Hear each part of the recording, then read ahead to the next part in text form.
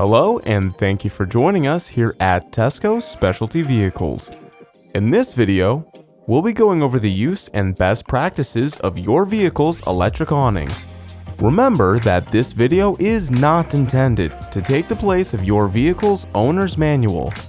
TESCO Bus and TESCO Specialty Vehicles are not responsible for any damage or injuries incurred from the improper use or operation of your vehicle and its equipment, as this video is for informational purposes only. Your vehicle's awning can come in handy when you're on location and have patrons outside of your vehicle, providing shade in the sun or ample cover during light rain. To be able to use the awning, you will first want to engage the vehicle's battery cutoff switch. For more information on locating and using the switch, you can refer to our help video on the battery cutoff switch.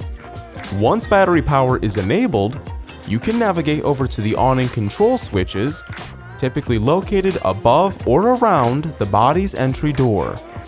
Operation is kept simple as one switch extends and retracts the awning itself, while the other switch turns the LED lights on and off. Note that some models may only feature the extend and retract switch. To deploy the awning, just hold down the extend or out side of the switch and the awning will start to extend outward. Hold this switch down until the awning has reached its full length and no longer moves outward. And when you're done using the awning, hold down the in or retract side of the switch to bring the awning back in, holding it down until it's fully back into place with no more room for movement. For units that feature LED lighting, you can simply turn them on or off with this switch, helping to provide ample visibility up to the vehicle when there's little to no light outside.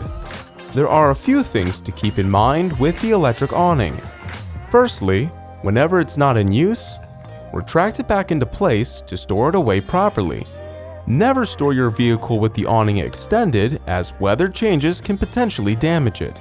Make sure that the awning is always retracted back before getting on the road, as it significantly sticks out from the side of the vehicle, posing a danger to other drivers, or it may hit or snag onto obstacles near the road.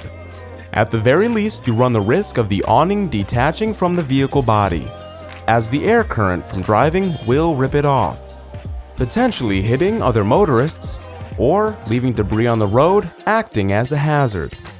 Lastly, avoid using the awning during poor weather conditions. Thunderstorms, high wind, and strong enough breezes around 20 miles per hour have the potential to damage or completely break the awning, as it is not designed to handle high amounts of stress. It is only recommended to use the awning in perfect to light and mild weather conditions. Most awnings may be able to withstand wind speeds upwards of around 20 miles per hour, but it is not recommended to continue its use in this condition, as gusts of wind have the potential to cause damage to the awning. And that is how to use your vehicle's electric awning.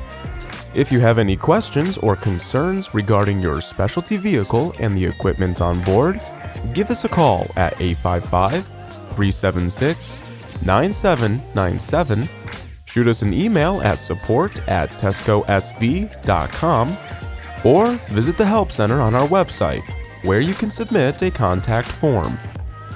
For all of your specialty vehicle and equipment needs, choose TESCO Specialty Vehicles for our proven quality and trusted name.